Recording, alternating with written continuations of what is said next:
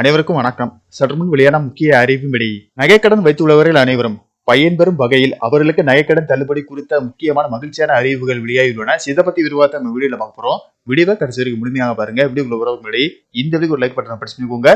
உங்களுக்கு நகைக்கடன் சம்பந்தமான தகவல்களை துல்லியமாக தெரிஞ்சுக்கணும்னா இந்த சேனலை சப்ஸ்கிரைப் பண்ணிக்கோங்க. வாங்க வீடியோக்குள்ள போகலாம். தங்கத்தின் விலை வரலாறு காணாத வகையில் உயர்ந்து வரும் நிலையில் நகைக்கடன் தள்ளுபடி குறித்து முக்கிய அறிவிப்பு வெளியாகியுள்ளது. அவசர பண தேவைகளுக்கு தங்க நகைகளை அடகு வைப்பது மக்களின் முக்கிய நிதி ஆதாரமாக விளங்குகிறது.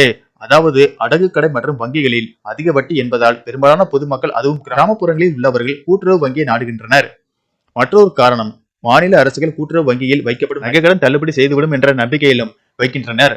இந்நிலையில் திமுக 2021 சட்டமன்ற தேர்தலில் ஆட்சிக்கு வந்தால் 5 சவரன் வரையிலான தங்க நகை கடன்களை தள்ளுபடி செய்யும் என்ற வாக்குறுதி அளித்திருந்தனர். இந்த வாக்குறுதியானது குறிப்பாக ஏழை மக்கள், விவசாயிகள் மற்றும் பெண்களுக்கு உதவும் வகையில் அறிவிக்கப்பட்டது.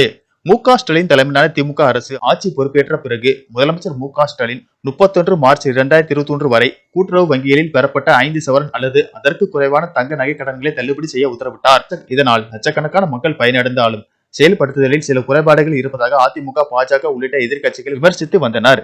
இந்நிலையில் இது குறித்து தமிழக அரசு விளக்கம் அளித்தது. இது தொடர்பாக தமிழக அரசு வெளியிட்டுள்ள அறிவிப்பில், கூட்டுறவு நிறுவனங்களில் 5 பவுனுக்கு உட்பட்ட தங்க நகைக்கடன் பெற்று 31/3/2021 வரை நிலுவையில் இருந்த நகைக்கடன் ரூபாய் 6,000 கோடி தள்ளுபடி செய்யப்படும் என்று தமிழ்நாடு அரசால் ஆணையிடப்பட்டது. இதன்படி 11,70,000 பயனாளிகளுக்கு 4,904 கோடி அளவிற்கு தள்ளுபடி சான்றிதழுடன் அவர்கள் அடமானம் வைத்த நகைகளும் திருப்பி வழங்கப்பட்டுள்ளதாக கூறப்பட்டுள்ளது.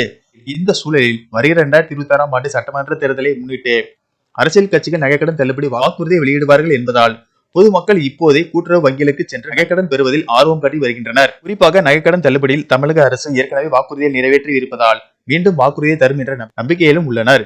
இந்த நிலையில் இப்போது நிலைவில் நகைக்கடன் எவ்வளவு உள்ளது என்பதை குறித்த லிஸ்டை தயார் செய்யும்படி அதிகாரிகளுக்கும் தமிழக அரசு அறிவுறுத்தி உள்ளதாகவும் கூறப்படுகிறது. ஆகவே நகைக்கடன் தள்ளுபடி அறிவிப்பு விரைவில் வெளியாகும் என்று அதிகாரிகள் தெரிவித்துள்ளனர். இதனால் வங்கிகளில் நகைக்கடன் வைத்துள்ளவர்கள் மகிழ்ச்சி அடைந்துள்ளனர்.